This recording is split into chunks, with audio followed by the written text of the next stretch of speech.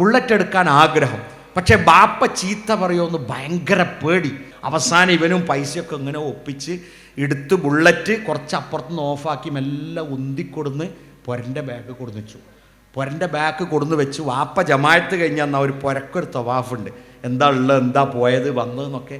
അങ്ങനെ നോക്കുമ്പോൾ അവിടെ ഒരു വണ്ടി കിടക്കണം.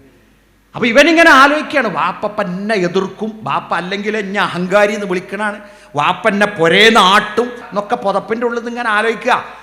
അങ്ങനെ വാപ്പവനെ വിളിച്ചു, മോനെ വാ, ഇവിടെ വാ. അപ്പോൾ ഇവൻ വിചാരിക്കണം തരും ഒപ്പം ബുള്ളറ്റ് തീ കൊടുക്കാനേ കാരണം.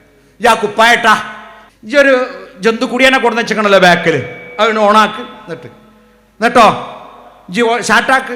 എനിക്കതിൻ്റെ ബാക്ക് കയറി തറവാട്ടിൽ നിന്ന് പോകണം, 4 കുടുകുടു അടിച്ചാനാണ്. ആ സമയത്താണ് ഇവൻ മനസ്സിലാക്കിയത് വാപ്പ എൻ്റെ ഒപ്പമാണ്, വാപ്പൻ്റെ കൂട്ടുകാരനാണ്, വാപ്പൻ്റെ ഉയർച്ചയ്ക്ക് വേണ്ടി പ്രവർത്തിക്കുന്ന ആളാണ്.